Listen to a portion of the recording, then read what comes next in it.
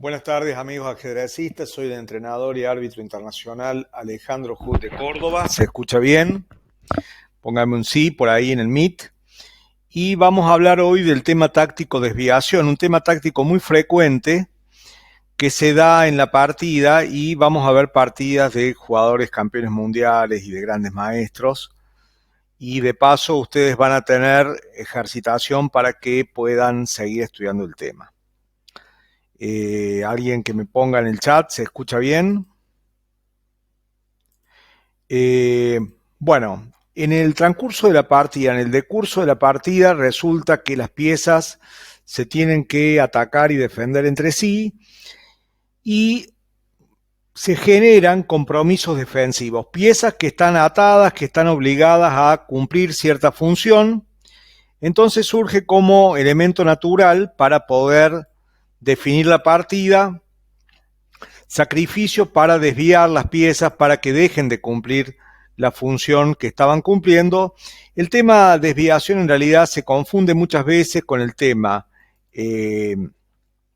atracción y con el tema sobrecarga. Un mismo ejemplo podría servir perfectamente para ilustrar los dos casos. En realidad los casos de sobrecarga son también los casos de desviación, pero más allá del nombre de la figura táctica, de la herramienta táctica que estamos utilizando, es razonar como razonan los grandes maestros y darse cuenta cuando una pieza tiene un compromiso defensivo, está comprometida en la defensa y desviándola es posible obtener una clara ventaja. Vamos a empezar con un ejemplo instructivo de Bobby Fischer, de Robert James Fischer. Esta partida fue un blitz que jugó en el año 63 contra un gran maestro, Ruben Fine, aunque a decir verdad, Ruben Fine ya en esa época estaba retirado, se había dedicado al psicoanálisis y jugó por debajo de su nivel. Bobby jugó con blancas, con negras está jugando Ruben Fine, es un blitz, estoy presentando, si se ve, ¿no? Caballo F3, caballo C6, y Fischer tenía predilección también por este tipo de aperturas.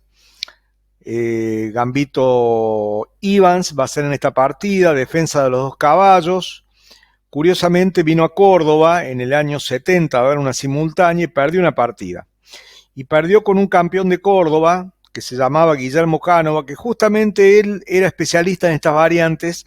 Fischer se metió a jugarle este tipo de aperturas antiguas y justamente en el único ámbito en el cual podía ganarle Cánova era un jugador de ajedrez postal que jugaba siempre y estudiaba siempre las variantes derivadas de la italiana, y en este caso, bueno, se logró igualar las categorías gracias al conocimiento teórico, ¿no? Así que la anécdota de que Fischer pierde la única partida en Córdoba, perdió contra Cánova, hizo 3 tablas con Buracci, tablas contra Marchetti y no me acuerdo quién era el tercer jugador que también hizo tablas, pero perdió justamente jugando estos sistemas. Y acá viene el Gambito Evans. El Gambito Evans, la idea es ganarle un tiempo respecto a la italiana para poder jugar C3 y D4 y ganar tiempos. Y además, ¿por qué? Porque si jugamos C3 para quedar con el peón central, las negras llegan justo a destruir nuestro poderoso centro de peones con este jaque necesario, y luego nos pueden romper el centro tanto con D5 como con caballo por E4, y de esa manera, y después D5, y logramos destruir el fuerte centro blanco. La historia, la anécdota dice que Evans era un capitán de un barco que en 1820 tocó sin querer en un movimiento del barco la jugada del peón B y estuvo obligado a moverlo, y la idea de B4 fue considerada y analizada por muchos jugadores. Hay partidas, bueno, la famosa Siempre Viva de Andersen es un Gambito Evans. Morphy también jugó muchas veces el Gambito Evans, y se dejó de jugar hacia 1900 justamente por los esfuerzos de Steinitz y de Lasker, que encontraron recursos defensivos para el negro.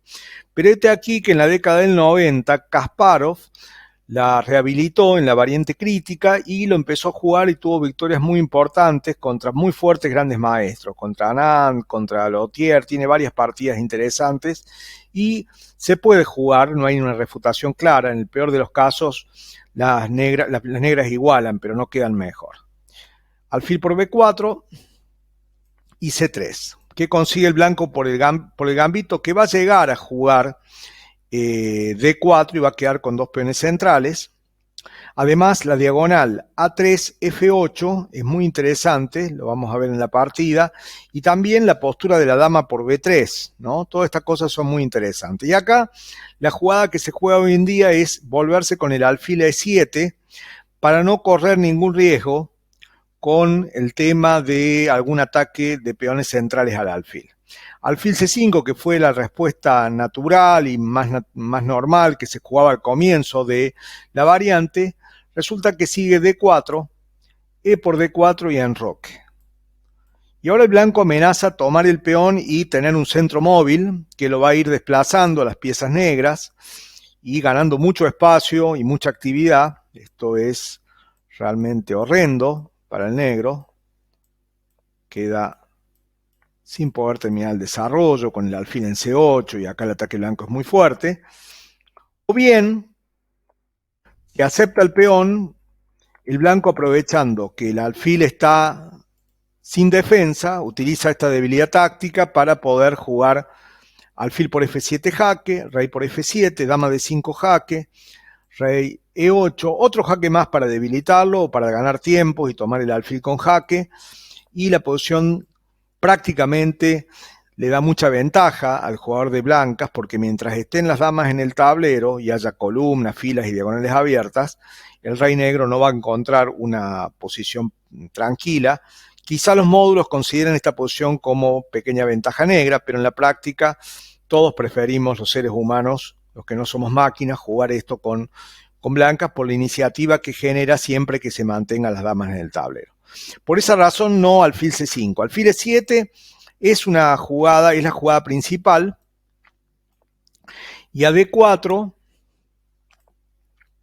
caballo a 5. Esta fue la refutación que se había encontrado contra la variante Gambito Evans. Y a caballo por E5, para recuperar el peón, las negras logran poner un pie en el centro, tienen la pareja de alfiles, está bien de desarrollo y tiene una buena posición. Por D5, dama por D5, pero la historia siguió porque Kasparov, en la década del 90, descubrió la jugada alfil D3. Y demostró que se puede jugar esta posición con peón de menos debido a la fuerza del centro de las blancas. Pero bueno, este es otro cantar. Y acá el negro jugó alfil A5, que es teórico, D4, y acá el negro juega la variante comprometida, C del centro tomando E por D4. Lasker había descubierto la variante con D6, sosteniendo el centro, y a E por D5, jugar aquí simplemente alfil B6, devolviendo el material y quedando bien. No hay problemas en la posición. Aquí la jugada que hace el negro es muy comprometida porque se está trazando en el desarrollo y está trazándose muy mucho con el tema del enroque. Enroque juega Bobby, que sigue desarrollando y está buscando ahora C por D4. Y aquí, bueno, hay jugadas mucho mejores que las que hizo el gran maestro Fine. D6, para tratar de sostener un poco el centro, evitar el avance de los peones. Dama B3, dama D7 y C por D le da un juego cómodo al blanco debido a la ventaja de espacio, las posibilidades de centralizar las piezas, pero todavía es jugable. Acá, para poder defenderse, las negras van a tener que jugar cosas muy extrañas como rey F8. Y bueno, una es la valoración que da Stockfish. Un módulo le da ventaja, sí, le da ventaja clara al blanco también, ¿no? Hoy los módulos entienden muy bien el elemento dinámico, ¿no? Pero la jugada que hace el gran maestro Fine es un suicidio, más para frente a un jugador como Fischer. Dama B3 y Fischer sigue apurando su desarrollo. Fischer sigue apurando su desarrollo, buscando ganar tiempos.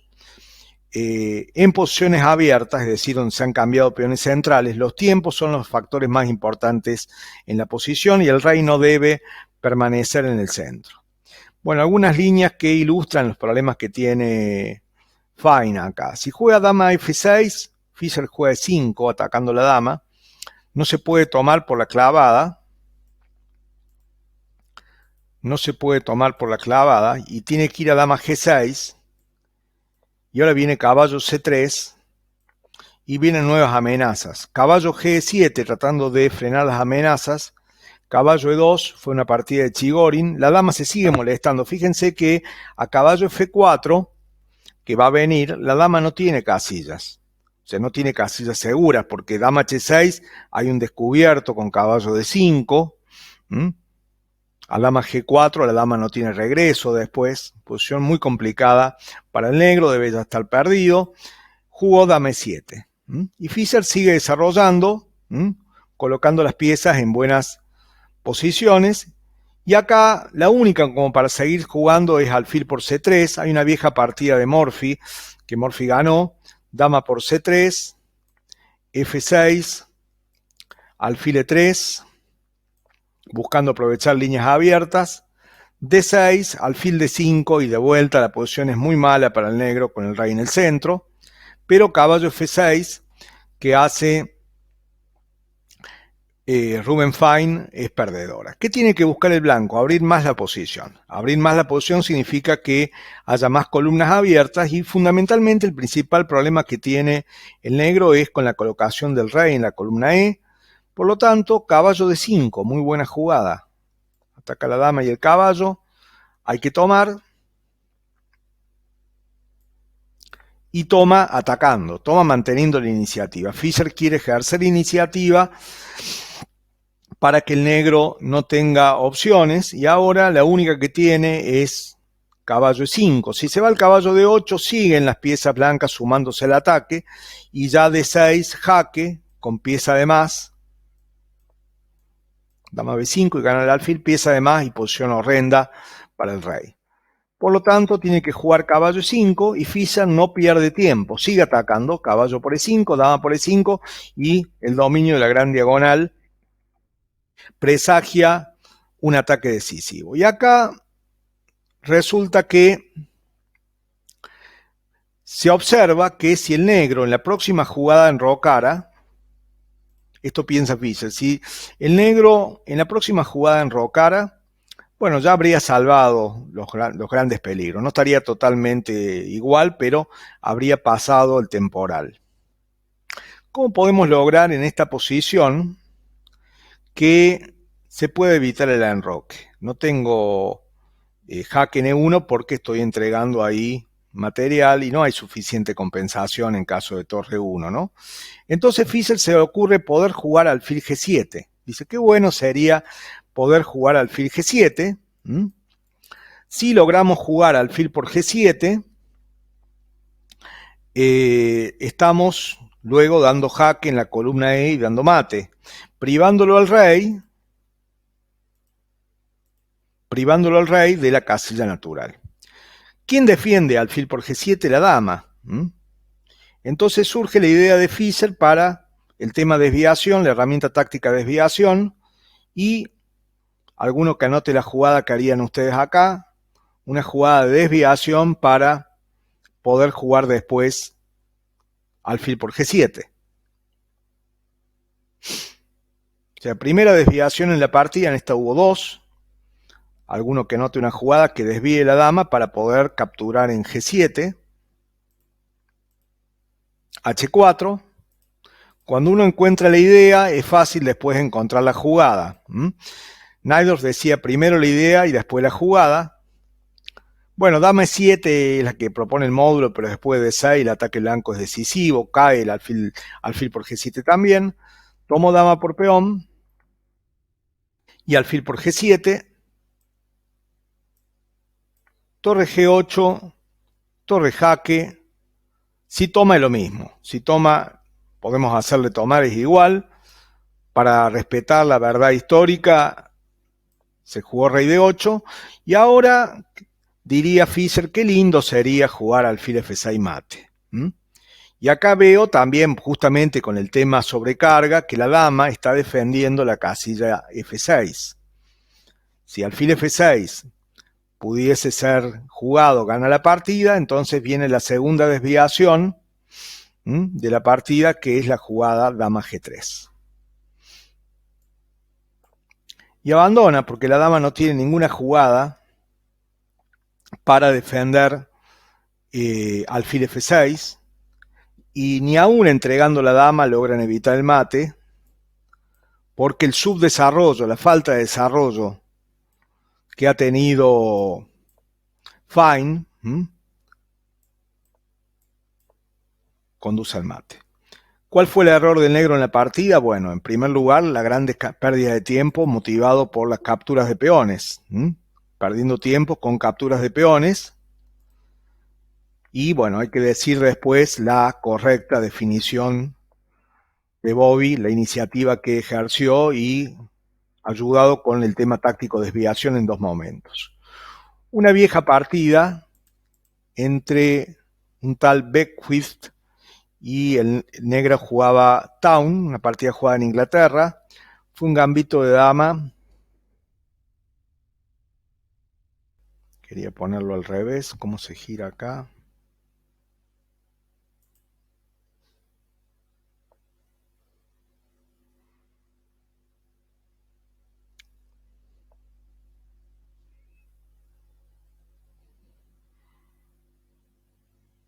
Bueno.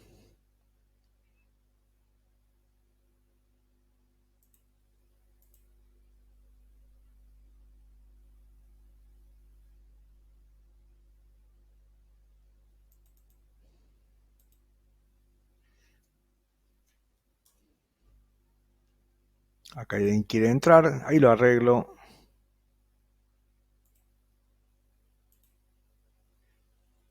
Vamos a ver otra partida.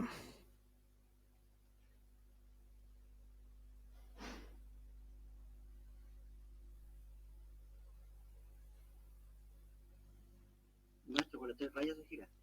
Con las 3 rayas, acá. Ahí está. Girar el tablero. Perfecto. Fue un gambito de dama, gracias. Fue un gambito de dama. Variante ortodoxa. Bueno, acá no se puede tomar el peón, no conviene tomar el peón porque aparece esta desclavada, ¿no? Ya lo mostré esto en otra clase. Esta desclavada, cuando contamos las piezas, le falta una al jugador de blancas, ¿no? Entonces, sucedió en más de 100 partidas esta captura. E3, alfil E7, caballo F3, B6.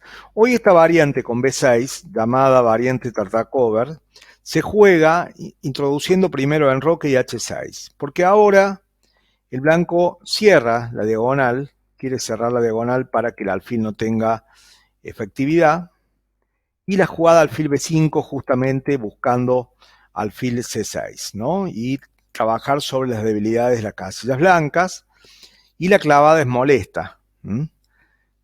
Entonces el negro ahora juega alfil B7 y las blancas insisten en la presión sobre la pieza clavada, y aquí hay que cuidarse de la próxima. Caballo C6, que es inevitable. Si el negro estuviera enrocado a caballo E5, hubiera jugado caballo por E5 y no pasa nada, pero ahora hay que enrocarse y ahora se mete el alfil atacando el otro alfil. Después de alfil por alfil, caballo por alfil, el blanco gana un peón gracias a la clavada, pero las negras están confiando en este contraataque. Sin embargo, la partida tiene un final muy rápido, están mucho mejor las blancas. Caballo por F6, G por F6 y alfil H6. Y acá viene un error de cálculo. Bueno, acá hay que jugar torre 8 a enroque, clara ventaja blanca, y las negras juegan dama por G2. En este contraataque basan sus esperanzas, pero el blanco conoce el mate de Morphy, el mate con torre y alfil, y hace una jugada espectacular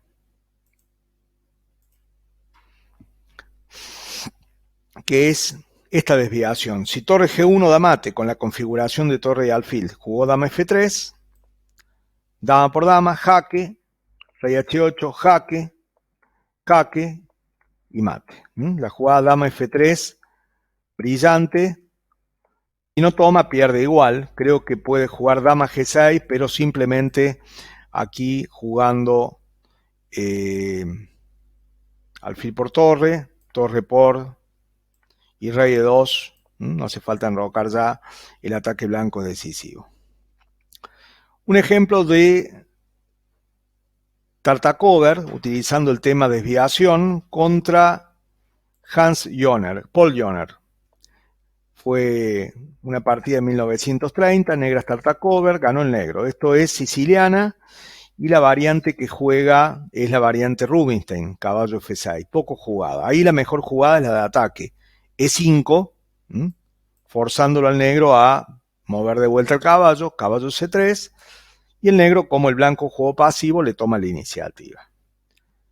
Por D5, caballo por D5, acá la discusión teórica está basada en esta jugada de ataque, y aquí existe alfil D7 y hay complicaciones muy interesantes con caballo E5, pero Joner juega pasivo. El negro desarrolla, D4, C por D, esa es la idea de la siciliana, cambiar el peón lateral por el peón central, alfil E7, jaque, alfil D7, C4, caballo F6, el negro igualó. Caballo C3, poco coherente, mejor, desarrollemos una pieza. Dama F3 por lo menos, sea de turnos, porque en vez de utilizar positivamente esa jugada, aunque sea caballo por F6, caballo por F6, alfil por F6 y alfil E3. Joner juega para atrás, hoy en día un jugador de la elite no comete ese tipo de errores, enroque, y el negro ya está mejor desarrollado, preparándose al ataque contra el flanco de rey. Dame 2, caballo C6, sigue presionando en el centro. Cuando no sé dónde jugar, juego en el centro y rara vez puede estar mal. Torre F8, alfil G5 y ahora aparece la jugada caballo G4 y el error del blanco que conduce a una victoria inmediata del negro, ¿no? Acá debe necesariamente volver el alfil a E3, por lo que viene, ¿no? Alfil E3 es única. Jugó alfil por E7 y acá el negro se da cuenta que el caballo está obligado a la defensa, que desviando el caballo de F3 se gana, y vino la jugada ganadora, caballo D4, y tiene que elegir entre perder la dama o mate. Este mismo tema surge en un gambito, en el gambito Morra de la siciliana. Una de las variantes interesantes que tiene el negro es jugar así.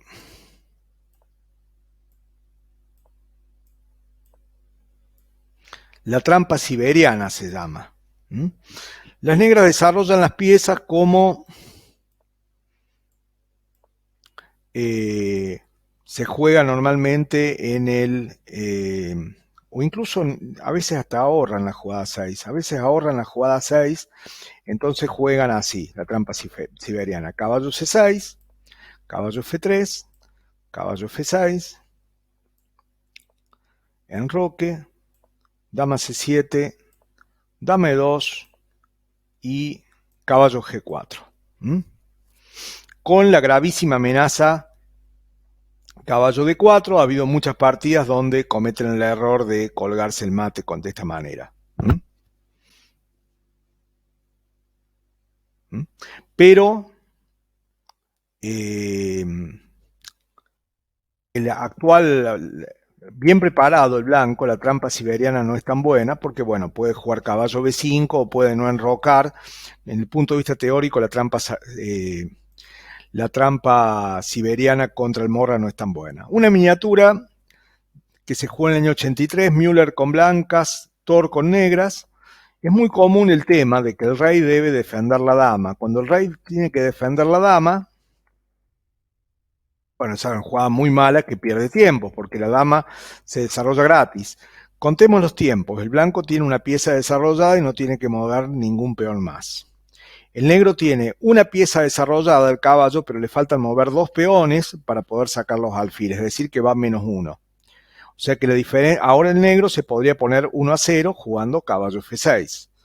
Pero ahora el negro toma, el blanco retoma gratis, el blanco está a 1 y el negro está a -2 ahora, está 3 tiempos abajo.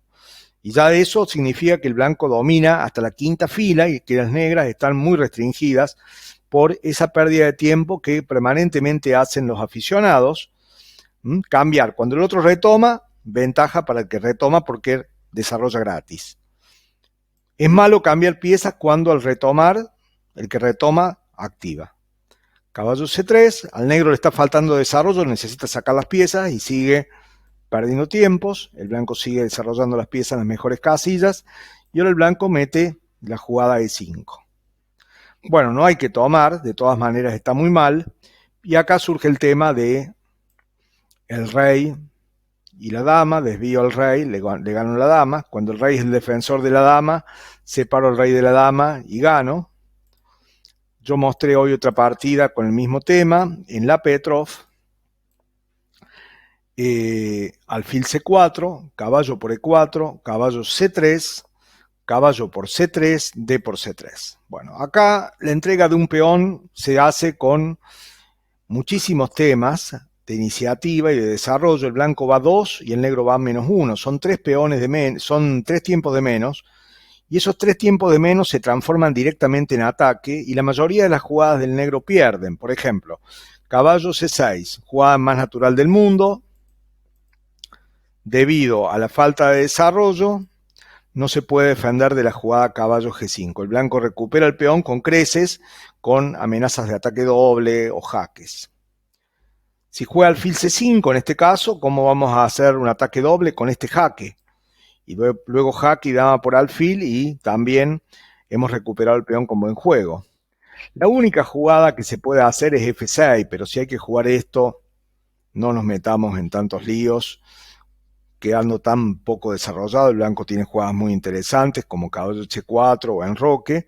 En la práctica esto es muy difícil de jugar con negras porque el negro tiene que jugar terriblemente preciso para poder evitar las amenazas. Pero acá D6 es algo que ha surgido muchas veces y acá a mí me pasó en una partida, tomé el peón. ¿En qué me baso? En que el rey tiene que estar al lado de la dama. Había un entrenador en Córdoba ya fallecido que decía el papá tiene que estar al lado de la mamá. Jaque, y sí, aquí jaque y ganó la dama. Pero sigue la partida porque el rival juega dama E7, aprovechando la clavada, pero no pasa nada porque la ventaja de actividad del blanco es notable y ahí me enroco. Y en caso de dama por caballo, la única que me preocupa, si no tengo un peón de más y tengo ataque, torre 1, dama F6, jaque, se produce una cacería del rey.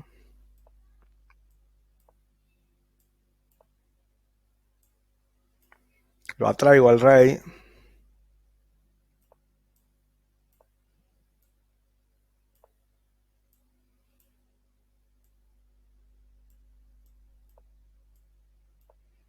Maten pocas.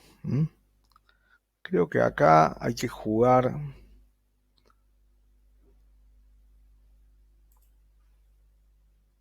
A4. Sí. A4 conduce al mate. Y mate. Bueno, esto llegó a una partida del campeonato mundial y entre dos de los más grandes jugadores de todos los tiempos, en una partida que debe ser la peor partida que jugó Karpov en todos los matches por el título mundial con Kasparov. En el match del año 85, que ganó Kasparov por 13-11, el match que lo consagró campeón mundial, lo pintó, le ganó muy rápido. Acá en Argentina le llamamos pintura, una partida que dura menos de 20 jugadas. Bueno, esta partida duró 25, pero le ganó rápidamente en una partida del campeonato mundial. Kasparov con blancas, Anatoly Karpov con negras, una victoria muy breve y realmente jugando muy mal Karpov. Karpov le jugó Nimzo India, Kasparov con blancas, Karpov con negras. Esto fue año 85, match, la partida número 11 del match. Y Kasparov jugó caballo F3. Enroque. Y en otras partidas Kasparov jugaba con G3, acá jugó la jugada alfil G5, que es perfectamente jugable. y Karpov reacciona con C5, que es una reacción lógica. Cuando el alfil sale, hay ciertas debilidades en el flanco de dama, entonces la jugada C5 presiona con el centro y también sirve para desarrollar la dama por A5 y desclavarse. Y la partida no parece que va a tener un final rápido, pero ya vamos a ver los errores de Karpov. Juega E3, C por D, E por D, H6, alfil H4 y D5. Y se mete en una de las posiciones que mejor manejaba Kasparov, que es una posición de peón dama aislado. Queda el peón dama aislado, pero a cambio de eso las blancas van a tener grandes perspectivas de ataque. Estas posiciones se las había enseñado a jugar Botvinnik en la escuela de Botvinnik y Kasparov demostró que fue un jugador sin igual en el manejo de estas posiciones. Torre C1, y acá viene el error de Karpov. Ahí tiene que jugar caballo C6, tiene que seguir desarrollando. Y acá, al estilo del que jugó caballo por D4, hace el mismo error, le regala un tiempo, porque el alfil sale gratis. Hay que jugar caballo C6 y no es lo mismo. Cuando el alfil sale, le tomo y tengo un tiempo de más. Y esto es muy importante porque frena el ataque de las negras. Me desclavo y después juega B6, se ha jugado en algunas partidas, pero bueno, estaba desconocido Karpov aquí. Alfil por, caballo C6, Kasparov sigue desarrollando. Fíjense cuántas jugadas de peones que no sirven para el desarrollo hizo Kasparov en la partida. Ninguna, todas jugadas de ataque y desarrollo. Torre 1, la torre en la columna abierta, B6 y A3. ¿Para qué hace A3? Explicación. Quiere poner la dama en D3 y armar la máquina llevando el alfil a C2 contra el enroque. Esa es una de las ideas. Otra de las ideas es impedir la maniobra caballo B4. Supongamos que aquí jugara dama D3, caballo B4, seguido del bloqueo del peón dama aislado. Entonces A3 es una jugada lógica, alfil B7, alfil G3, sigue controlando el centro, torre AC8 y alfil A2.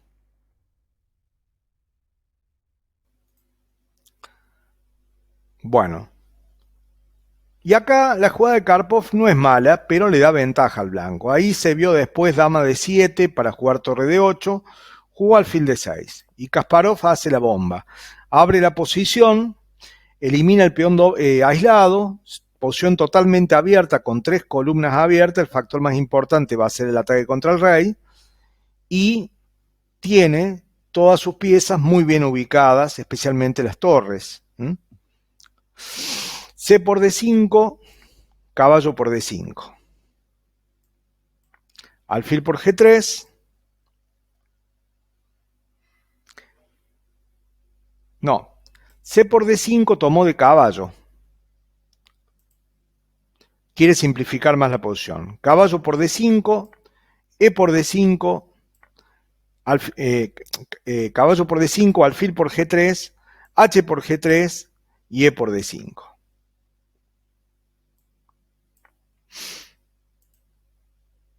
Bueno, en este momento, alfil por D5.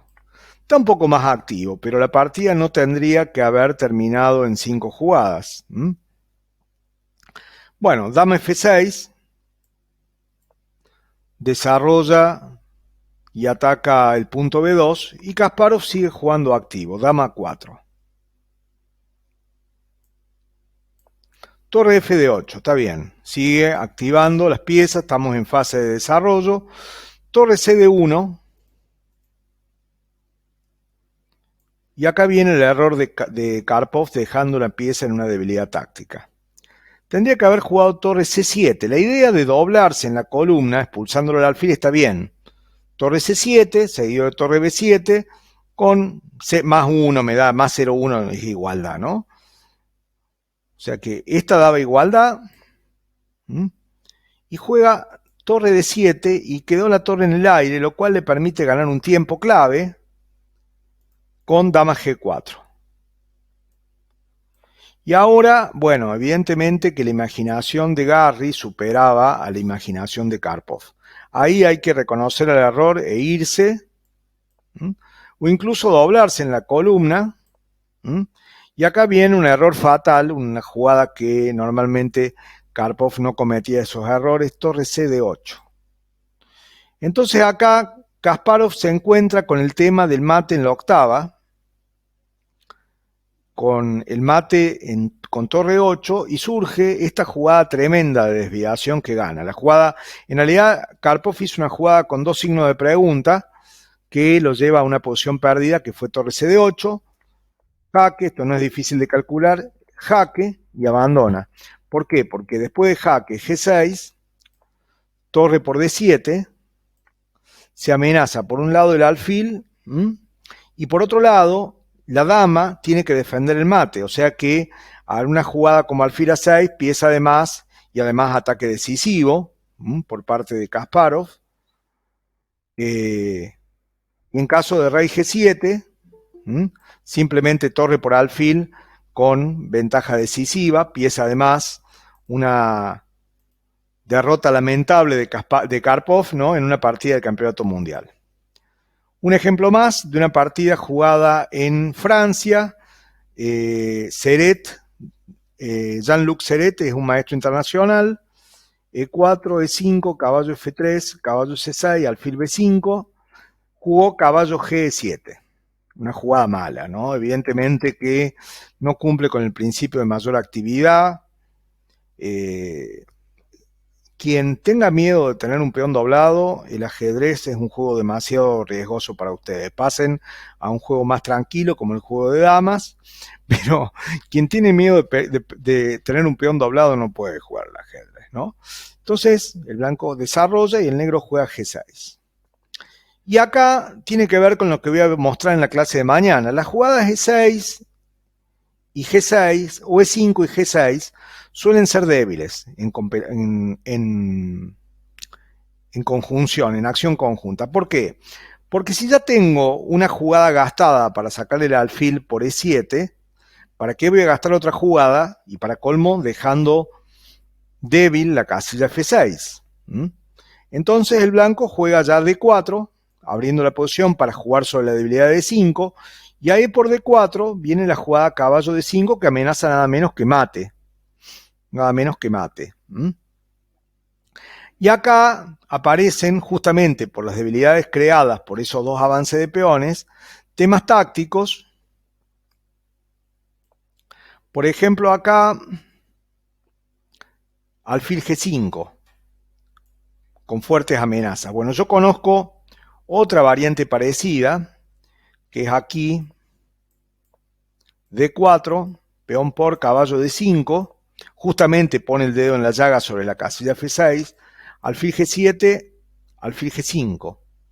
Bueno, F6, alfil F4, el peón se va a recuperar en C7 o en D4, pero el alfil no va a jugar y la diagonal blanca va a hacer que el enroque corto no sea seguro, no sea viable, ¿no?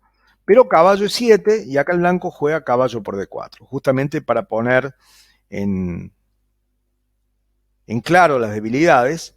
Si toma de caballo, pierde la dama. Y si toma de alfil, pierde la partida.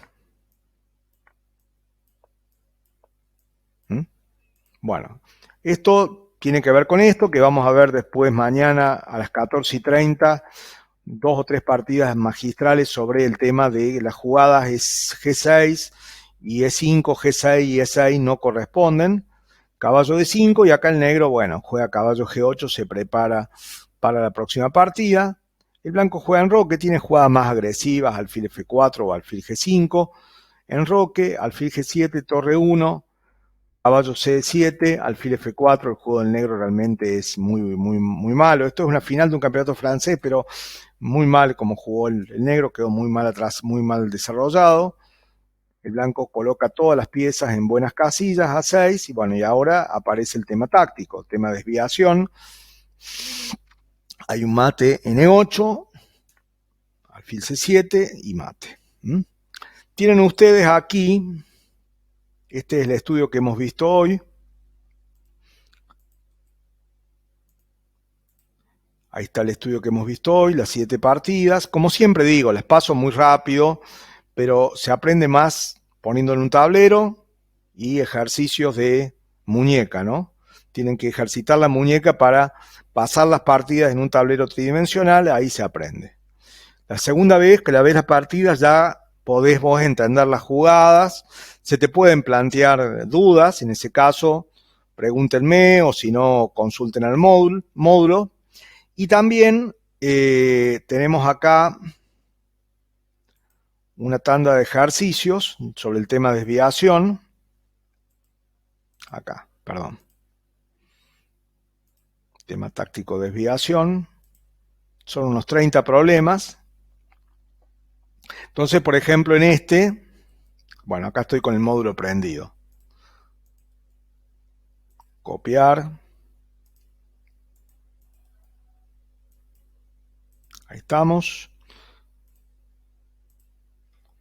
Bueno, juega el blanco y gana. Tema desviación. Bueno, trabajemos ahí pensando cómo podría haber posibles mates acá.